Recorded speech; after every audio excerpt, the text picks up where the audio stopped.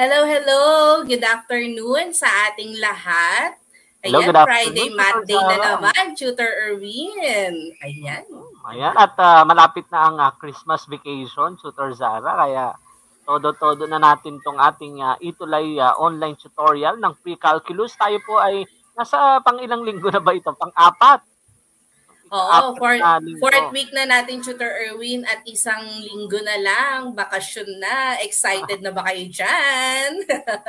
Mukhang mas excited ka, Tutor Zara, sa Sorry naman, hindi mo masyado.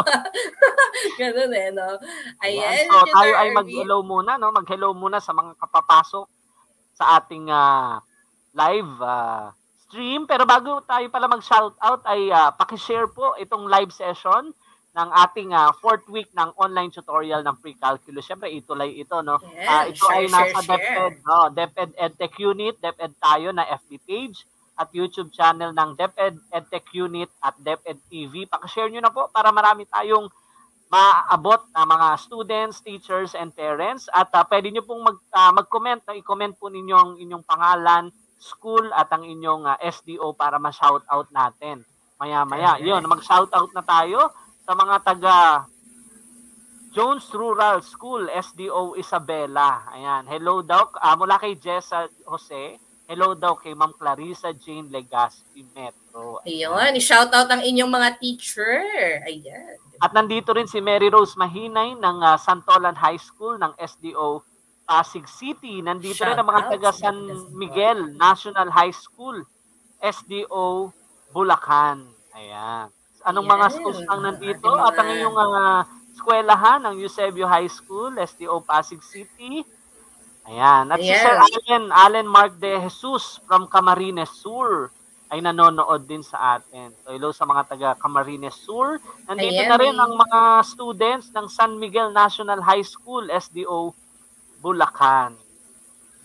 At syempre, nandito na rin ang mga estudyante ko from Eusebio High School.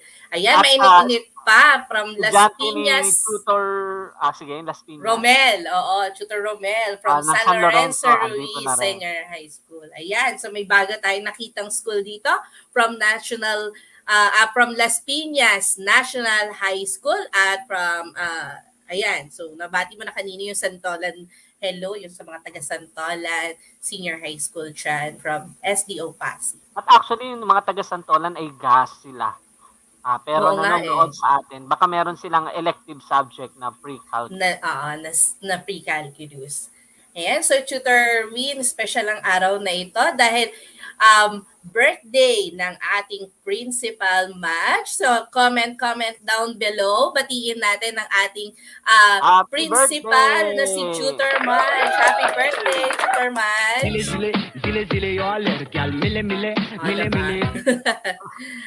Ayan. So, ayan, may sound effect na tayo. Dahil birthday ni Principal Mads. Ayan. Happy birthday! Happy birthday! Ayan. Ayan, so, hindi ko rin, Tutor Irby, papabati din ang aking kapatid, ang aking pinakamagandang kapatid, at dalawa lang naman kami, wala akong choice. ng happy birthday. Ang birthday niya rin ngayon, Tutor Madge. Yan. Hello, Ma'am Karen from Mangana High School. Ayan. So, happy birthday, Sisi. Ayan. So, start na tayo, Tutor Erwin. At wala namang pakain si Tutor Madge, kaya diretso. Ayan. So, marami-rami ito, Tutor Erwin, dahil tayo yung mag-graph ngayon ng ating sixth circular function. Ayan. So, ready na kaya ang ating mga estudyante? Pusuan na ang ating stream, okay, ng pre-calculus quarter 2 week 4. Kung handang-handa na po, ayan, yung mga ating mga estudyante sa araw na ito. Din, paulan na ng puso ang ating comment section. Mas nakakatuwa yan. Iba't ibang kulay ng ating puso. Ayan. At thank you sa 100 plus na nakatutok sa ating live stream. Ayan. Walang BBQ. Walang BBQ. Okay, yan. So, now we have graphing the strict circular functions. So we have amplitude.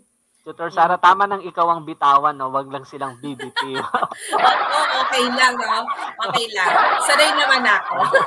Sanay naman ako eh. Okay, so we have graphing the six circular functions. So using its amplitude, period, phase shift, at vertical shift. Yeah, that's for second quarter, week 4. Okay, so what is our objective? So at the end of the lesson, you are expected to graph the six circular functions, its amplitude, using its amplitude, period, phase shift, and vertical shift. Ayan. So, tatingin ko ay maning-mani lang sa kanila ang pag-graph, okay, ng ating six circular function. So, let's have a recap. So, eto hindi natin to inabot last time, no? But then, sa tingin ko naman ay tawag dito, nagamay na nila ang pagbuha ng domain and range ng ating trigonometric function or circular function.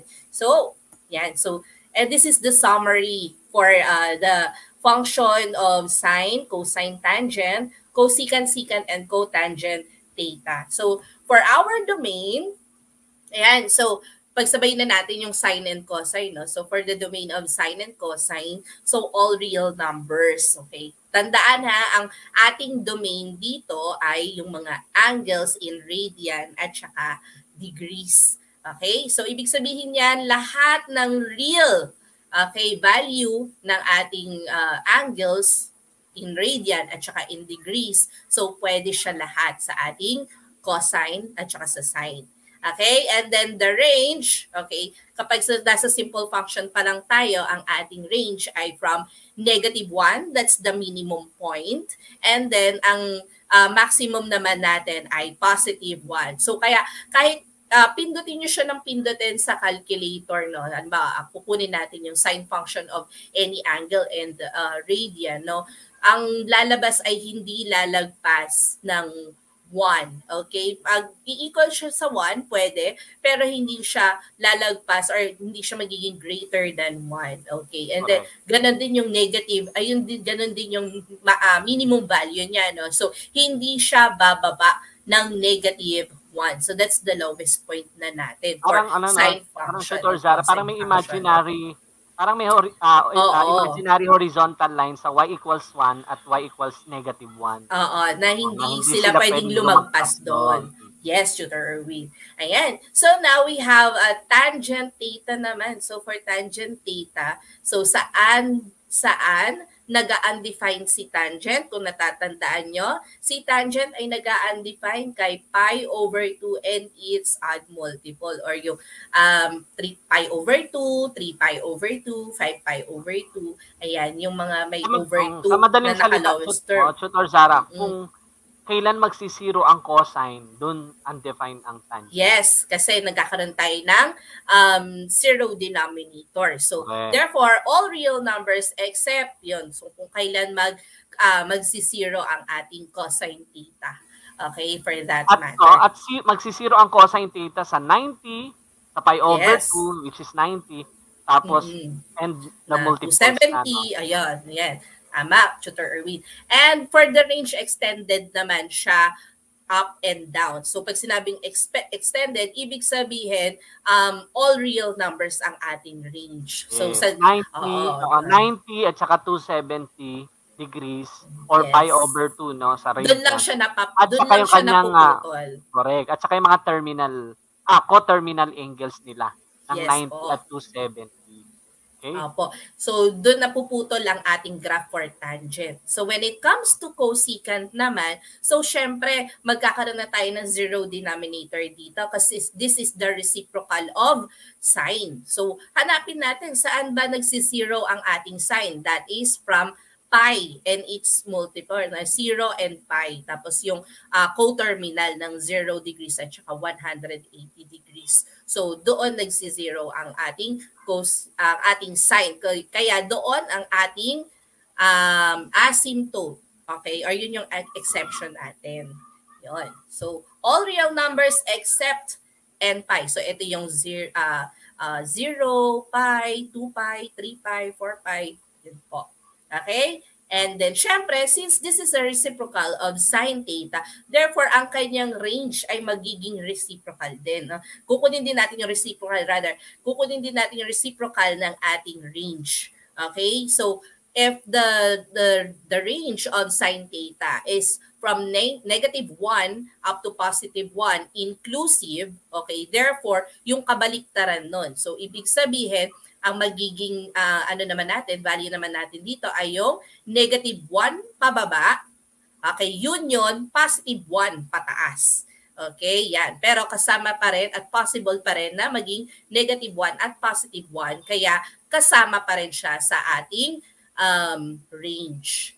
Okay? So, same as with secant, no? So, pareho sila ng range. Pero, magkakaiba sila sa domain. Kasi this time naman, ang restriction naman natin for secant theta is yung kailan naman nagsi-zero si cosine, di ba? So, si cosine, same siya, okay, ng tangent, no? Saan nagsi-zero si cosine? Sa 90 degrees and 270 or 2 pi over 2 tsaka 3 pi over 2 and its coterminal angles. Yon. Then, last, we have the cotangent.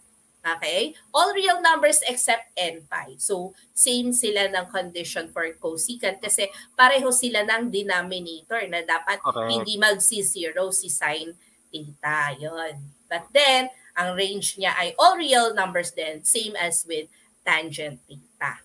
Ayan. So, ayan, Chuto Zara, may comment si Sir Fernan Inoncilio. Sabi niya, makinig daw yung mga estudyante niya sa atin dahil ito daw ang lesson nila. Ayan. Ayan. So, shout out po, wow. Sir Fernan. Hello, salamat po. At sa pagtitiwala pa rin, no, na nandito ang kanyang mga estudyante. Okay, so ng San Miguel National High School from SDO Bulacan. Ayan. So, Tutor Win, test natin kung, tingnan natin kung kaya nilang kunin ang domain and range. Okay, so, ayan, siguro piniprint screen or screenshot na nila kung ano yung domain and range ng ating 6 circular functions, no?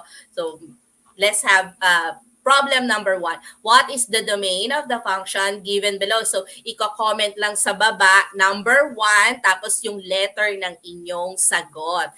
Yan, so tingnan nga natin. So, type 1, okay, type number 1 and yung ating, okay, yan. Ang domain yan, domain. Yes, tapos ang function natin ay sine. Sine function. Okay, sabi ni Akisha, letter A. Huwag kakalimutang maglagay ng number kasi baka maligaw ang ating sagot. Ayan. Inorek na niya, 1.A. Uy, ang bilis mag-correct, diba? Ayan, so, sabi ni Eliza, at mga na-delay lang. Ito na nag-sulpot na ang kanilang mga comments. So, ang halos lahat letter A. Okay, so let us check, no? So, easy peasy, Tutor Erwin. That's our first item. So, the answer is all real numbers. So, tama po yun, no? So, kahit anong ilagay nating value doon sa ating angles, okay, radian, is accepted. Okay, so without restriction for kahit anong real number ang substitute natin sa kasi po, extended siya. No? Correct. Yes. Extended left and right. Basta sign naman yun. Yes. And then number 2. Okay, tingnan natin. No? So, for cosine, what is the range of the function given below? So, we have f range of x is equal to 4 cosine quantity 2x minus pi. So, ito naman ay range naman. Sige, tingnan natin. Okay, range ng ating. So, comment number 2 and then the letter of your answer. Okay, so sabi ni Akisha, letter C. Letter C daw, negative 1, 1. Ay, tandaan nyo, meron sabi ni Charles, letter C. Sabi ni Ralph, letter C. At inulan na po tayo ng letter C. Ang gagaling naman ng mga estudyante natin, no? Okay, so the answer is letter C. Bakit kaya letter C? So, naka-apekto po ang ating coefficient dito sa unahan, 'di ba? So, remember ang ating range for cosine is negative 1. from -1 up to +1 inclusive. Pero yung ating cosine function ay nagmultiply sa 4. So therefore, so as the range, no? So kasama pati yung range natin, magmumultiply din siya sa 4. Kaya tayo nagkaroon ng range na -4 up to 4 inclusive. Okay? Correct. Ayan. Ang galing naman ng ating mga estudyante. O, tapos inuulan tayo ng letter C. Okay, how about number 3? Okay, so what is the domain of the function? Ako, kahit tingnan lang nila to sa table, easy. What is the domain? Domain ito, pero tangent x lang, no? Simple yes, lang. tangent. Napaka-simple. Tangent x. Dapat pala medyo nilagyan ko ng konti pala ng medyo nilagyan mo ng for tangent x. Ay, ganyan. Ayan. So, tingnan natin. Okay, so number 3. Mahalo na ang sagot nila, Tutor Erwin. So, meron tayong letter B at meron tayong letter C. Okay, so tingnan natin. So, for number 3, the answer is letter B. Okay, di ba? Kung ano ang ating denominator for tangent, cosine theta. So, remember saan nagsi-0 ang ating cosine? Nasa pi over 2 plus n pi. Ayan. So, pi over 2, 3 pi over 2, yan. And it's coterminal. Okay. So last number, I guess. This is the last number. So what is the range of the functions? Yan given below. Mo na, no? Yes, Tutor Erwin. So f of x is equal to 3 secant quantity x plus pi over 2 minus 5. So mukha siyang mahirap tingnan, no? Pero may easiest way, no? So parang katulad lang din ng ginawa natin kanina for cosine, diba? So natatandaan niyo yung process na ginawa natin kay cosine. May pagkahawik siya, but this time meron siyang -5. Yun. So, dun tayo magkakatalo. Okay, so may 3 dyan, no? May 3, tapos yes, may 3, so may -5. It will affect the range. Oo. Yan. So, syempre kapag... Ayan, karamihan sa sagot nila ay C. Ayan. May pagsinga pa ng si Brian. Inisip ko niya. Kasama sa sagot ni Brian, yung pagtulo ng kung anong meron man dyan sa ilong niya. Okay, so let's see, no, kung paano natin ito. Okay, so our answer, so the correct answer is letter C. So that's the union of -8 up to negative reciprocal and -2 up to positive positive infinity rather, inclusive natin yan si -8 and -2. So, paano natin nakuha yun? So, tingnan nyo yung letter B. This is the range of secant theta alone. No? So, secant function alone. Simple as secant yes x. Po. No? So, ibig sabihin, so kung ano yung ginawa natin sa function, nag-times 3 tayo at nag-5, ganun din ang gagawin natin sa range. Kasi yung range, ito yung sagot ito yung kalalabasan mo or this is your output. No? So kung ano yung ginawa mo sa iyong input, yun din dapat yung mangyayari sa output mo. No? So ang nangyari kasi dito, sa secant alone, we have -1 up to negative infinity, union, +1 up to positive infinity. So, nag-times 3 tayo. So, ibig sabihin, mag-times 3 din yung range natin.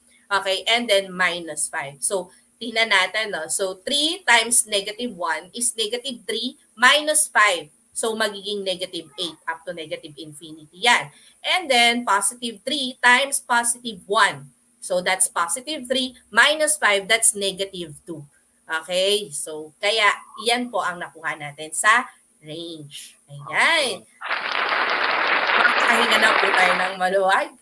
na po tayo ng maluwag sa ating domain and range. So makikita natin yung mga domain and range natin mamaya kapag nag-graph na tayo. No? So mapapatunayan natin yan na yun nga yung kanilang mga, yung kanilang mga asymptotes, yung mga restrictions for domain and range. So makikita natin yan mamaya sa kanilang mga graph. Okay? So this is a graph of sine and cosine function. So let us consider the following properties. So a periodic function. So tawag dito, kino-consider natin as periodic function ang ating sine and cosine. Okay? Or ang ating 6 trigonometric. Dahil nga umuulit lang ang kanilang graph. no? So, paulit-ulit lang. Then, kaya it is a function that repeats its value on regular intervals or period. Ayan. So, ito yung mga example ng mga graph na periodic ang tawag sa kanya. No? So, paulit-ulit lang siya. Okay? Ayan.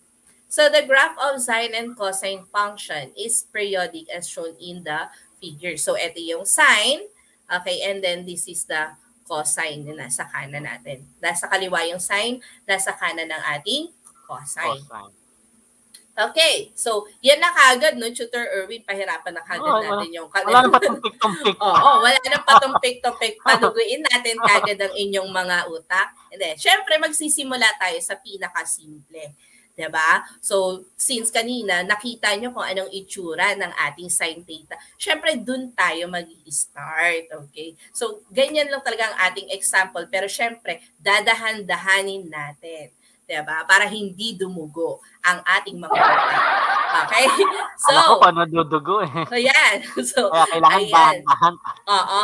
So, syempre, okay, since etong ating kailangan i-graph, no? So, una nating i-graph muna, yung syempre. Sine function. Yung sine function muna. Yan. So, sine function. So, ganito ang itsura ng ating y is equal to sine x. Okay, ano yung una natin kailangang malaman? So, syempre, yung period.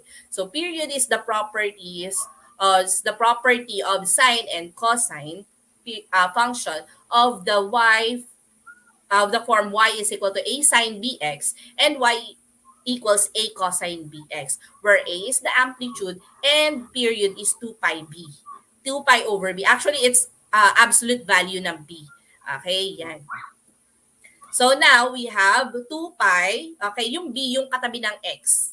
Okay, so walang katabi yung x, therefore, that is positive 1. So therefore, ang ating period ay 2 pi. So ibig sabihin, makikita nyo no, na every 2 pi, umuulit ang ating graph. So tingnan nyo. So this is from 0 up to 2 pi, umulit ang ating graph. No? So yan. So ibig sabihin, uulit ang ating graph every 2 pi. Yun po ang ibig sabihin nun.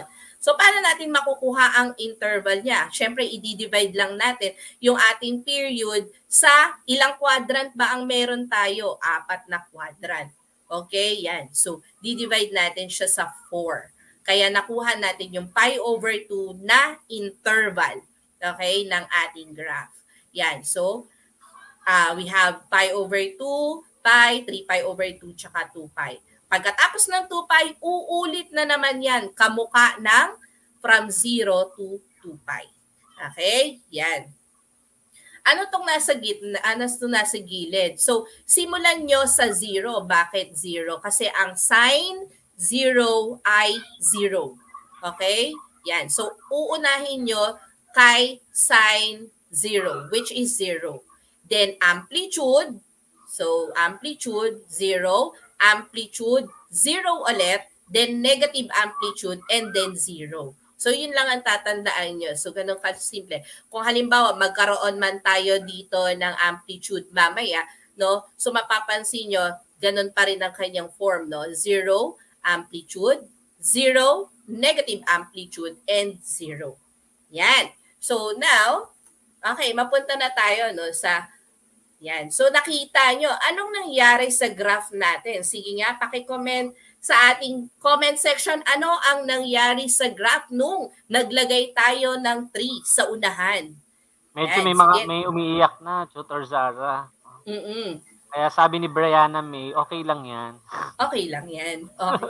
Sige nga, mag-comment kayo. Anong napansin nyo sa graph? Yung ating y, kanina yan yung y is equal to sine x, no? So ngayon, yung blue, nagkaroon na ng 3. Nagkaroon na ng 3. So walang maling sagot dito. Kung ano lang talaga ang napansin nyo, yun lang ang inyong i-comment, no?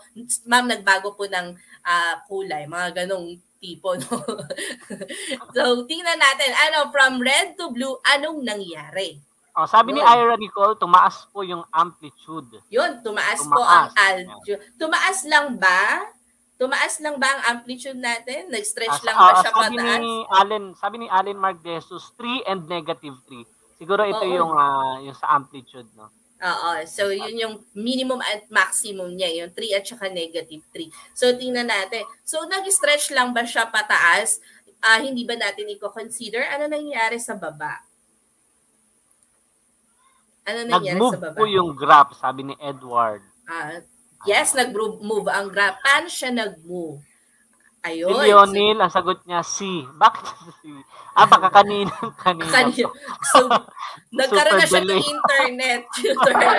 Kanina, pagka-send niya na wala ng internet. Biglang nagka-internet, kakasend. Kaya ang sagot niya C. Okay, yan. So, ang nangyari sa ating amplitude, yung maximum point natin kanina, tumriple siya. Tama, no? So, tumaas ang kanyang amplitude sa ating maximum point kanina. So, from positive 1, naging 3 na siya.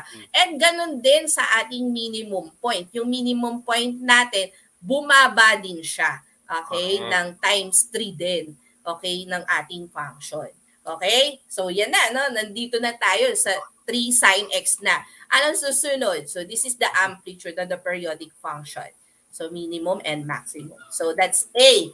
Okay? So, ano na ang ating, pa-comment nga, ano na ang ating bagong amplitude? Ano na ang bagong amplitude pala natin? Nasabi na kanina. No? Oo, yung negative 3 at saka positive 3. Okay, ngayon, ano ang nangyari? Zara, di ba that's the absolute value?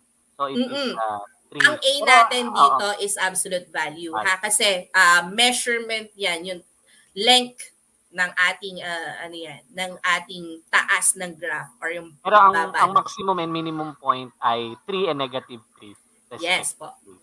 Okay, so ano na ngayon ang ano ang nangyari sa ating graph? So from blue dito, kanina, naging green. Ano ang nangyari? From blue to green, ano ang nangyari sa ating graph na nagdagdag tayo ng minus pi over 2?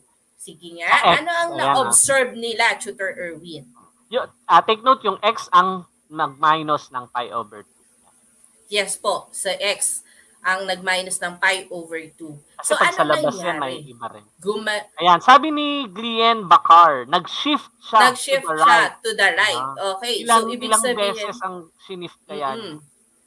So, kuha kayo ng isang point sa blue, kuha kayo ng isang point sa green, gaano kalaki ang kanyang shift or kanyang iginalaw pakanan. Okay? Doon kayo sa sure point kumuha para makita nyo kaagad. So, sabi ni Ira Nicole, nag-move to the right. Sabi ni Jedal, nagkaroon ng shift horizontally. Ayan. Yes, at least may idea na sila sa shifting. Okay. Nag-move po ng 2, nag-move po ng 4 units. Okay? Anong equivalent ng 4 units na yon? Baka kinonsider nila kasi yung mga square units sa ating drawing. Oo, sa ating tayo ay naka-radian, no? Yung ating angle ay naka-radian. Okay. So, ang ating phase shift na tinatawag, it is the distance, no? So, positive or absolute value pa rin tayo dito. That one graph must be shifted to the right or to the left. The graph of y is equal to a sine b quantity x minus c. So, sa ibang book, okay, class, sa ibang book, nakapasok yung B dyan. Okay? Kapag nakapasok ang B dyan, ibig sabihin ang phase shift natin ay C over B. Okay? Pero dito kasi sa ating given, hindi nakapasok yung B. Kaya yung mismong C ang ating tawag dito, ang ating phase shift. Again, sa ibang book, nakapasok yung B dyan. Kaya ang ating nagiging phase shift ay C over B. Okay? Yan. So, we have C is equal to pi over 2. Okay? So, nakita nyo naman, so, nagkaroon siya ng x minus C. Ano yung C natin? Pi over 2. Okay. So, therefore, shifting pi over 2 units to the right naman siya. So, tama. Gumalaw ng pakanan ang ating graph. Okay. So, iwanan na natin yung graph ng blue. No? So, malapit na tayo dun sa graph na gusto talaga nating makuha. So, actually, maraming nagkakamali dito. So, linawin lang natin. Kapag minus, x minus an angle, so yun yung movement niya to the right. Yes. Pag plus naman, to the left ang shifting niya. Yes po. So, x plus, ayan. Okay. Yan. So, next we have here. Okay, so iniwanan na natin yung blue na graph kasi nagawa na natin or nagawa na natin yung graph na green which is from which is y is equal to 3 sine quantity x minus pi over 2. Okay? So, inuunti-unti natin, class, no? Para hindi kasi isang bagsakan, maigagraph mo siya ng ganon kabilis. Okay? Lalong-lalo na kung bago pa lang kayong nag-graph. Pero kung matagal-tagal na kayo, alam nyo na yun. Kahit mata nyo na lang igalaw nyo for shifting, madaling-madali na siya. So, but then, bago tayo dito, so kaya ngayon, ang susunod naman natin ay nagkaroon tayo ng -2 sa labas ng parentheses. No? So, now we have for the purple graph, y is equal to 3 sine quantity x minus pi over 2 minus 2. So, ano nangyari sa graph? Paki-check nga, okay? I-comment natin sa ating comment box ano ang nangyari sa ating graph this time. So, ang nababasa ko dito sa ano natin sa comment ay mga issue. Si Maricar sabi niya natawa lang, na issue na. Ayan, sabi ni Ira, nag-shift po 2 units downward. Yes, -2. So, tama si Ira, no? So, nag-shift po downwards, 2 units downwards. So, vertical shift naman ang tawag doon. So, that's the distance D.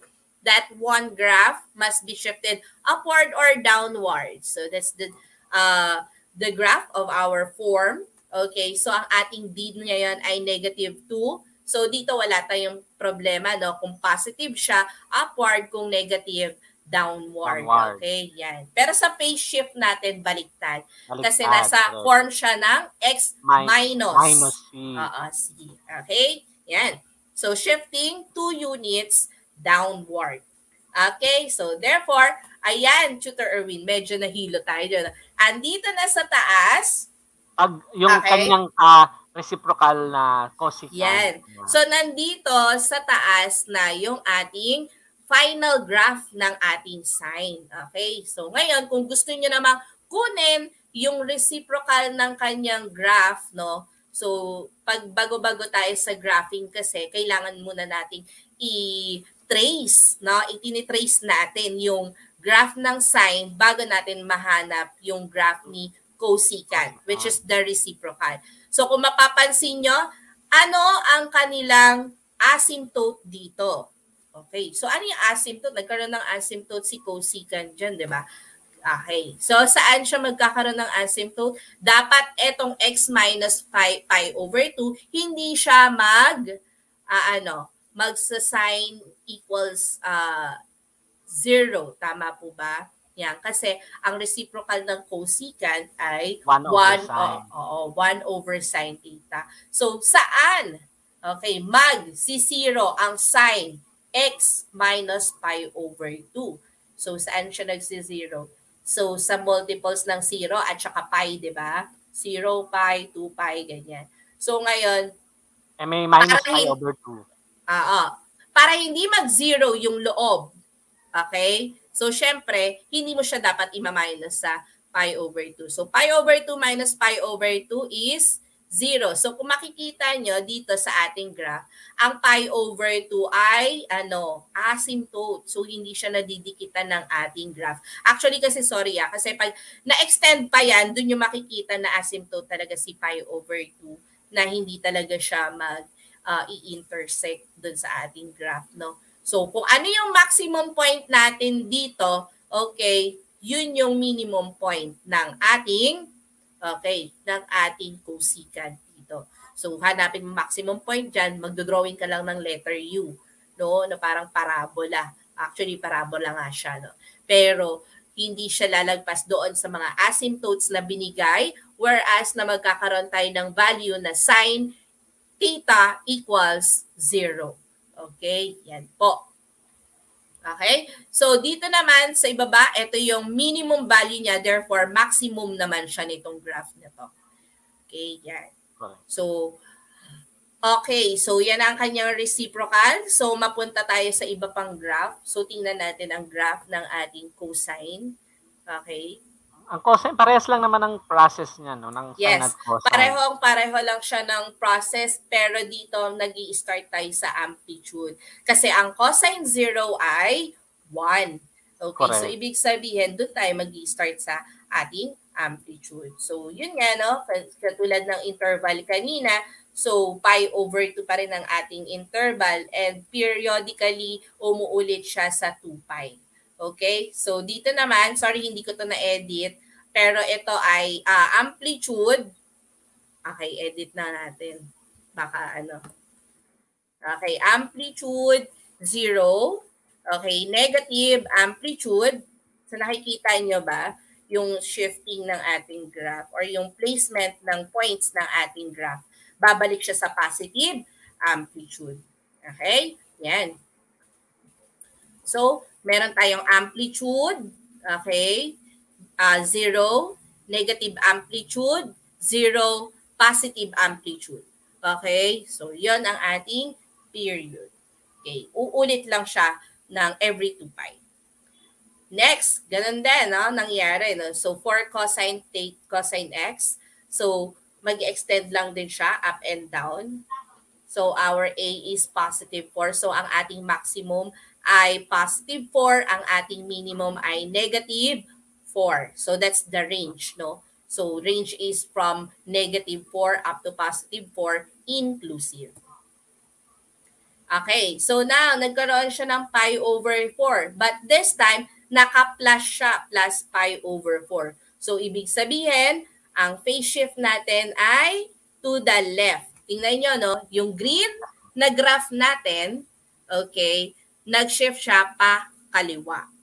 Okay, ng pi over 4. Ng pi over 4. Okay, yan. So, ang gitna ng 0 at saka pi over 2 ay pi over 4. So, nag-shift yung ating green na graph papunta doon sa purple ng pi over 4 units.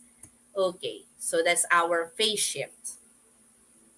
And then, yun na, no? So, nagkaroon siya ng positive 2. So, from purple graph, okay, purple graph natin kanina. So, ngayon, meron na tayong vertical shift na positive 2. So, therefore, upward naman ang ating graph. Okay, yan. So, nag-shift siya 2 units upward. Upward. Okay, yan. So, tingnan naman natin ngayon ang ating graph and the graph of the reciprocal. So, yan ang ating vertical shift, shifting 2 units upward. So, yan, no? So, makikita nyo ang ating graph ng cosine. So, sorry, nabitin yata yung, ay, naku. Ano ba yan? Nalabas ako. Ayan, so, okay. So, ito yung graph natin sa taas for cosine. Okay. So, nandito na tayo sa pula kanina. Anong nangyari? Nag-shift tayo na pi over 4 pakaliwa at nag-shift tayo ng positive 2 pataas. Okay, yan. With an amplitude of 4.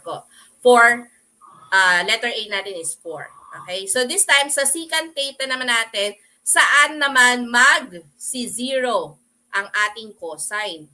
No? Saan nag-0 ang cosine? Nasa pi over 2. Okay, correct. So ano yung ilalagay natin sa x para maging pi over 2 siya? So equate mo lang, x plus pi over 4 equals pi over 2. Okay, so therefore the answer is, anong answer natin dun? Okay, x plus pi over 4 equals pi over 2. So therefore, nandun din sa pi over 4. Pi over 4 at saka pi over 4. Yan. So pi over 4 plus 2 pi. No? Yan. So pi over 4, tingnan natin kung mag 5 pi over 4 to sa 3 pi over 2. O yun, tama. So hindi dapat magzi-zero si cosine, ay tama, hindi siya magzi-zero si cosine sa pi over 2 tsaka 3 pi over 2. Tama ba, Tutor Erwin? Correct. Tama. Yan. So, equate lang natin siya. Tapos, susundan na yon ng kanilang mga coterminal.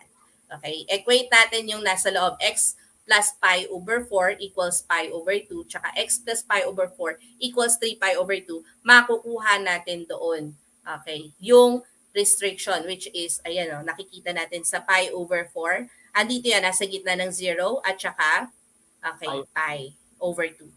Yan, nandito siya sa gitna. So, nandun ang ating asymptote. Okay, yan. So, tapos na tayo sa graph ng ating 4 na trigonometric. So, now we have the tangent and cotangent. Ayan, so magta-time na naman tayo ulit, no? Super tangent and cotangent. Wala tayong amplitude. Okay, so we have period naman, which is pi over b lang. Hindi na siya 2 pi over b. Kanina sa sine and cosine, 2 pi over b. So ngayon, pi over b, absolute value yung b. So period niya is every pi. Okay, so every pi ang ating period. So ngayon, ganun din, no? Nag-shift din siya ng pi over 2 pakanan. Okay, so same lang po yung shifting natin. No?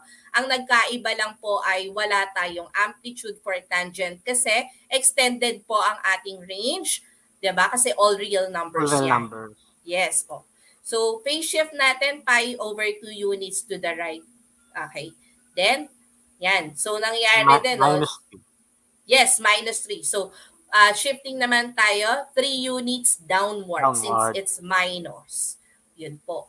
So, ganun lang kasimple, no? So, the cotangent... Cotangent, baliktad lang naman. Ibaliktad lang natin ang ating graph. Okay? Parang nagsalamin siya. Yes po. Nagsalamin lang siya.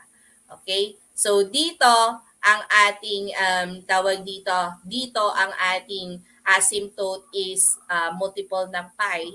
Okay? Dito naman, ang ating is every pi over 2, 3 pi over 2, and it's coterminal. So, ito yung asymptote niya dito. Yun po. Okay? Yan. So, question po.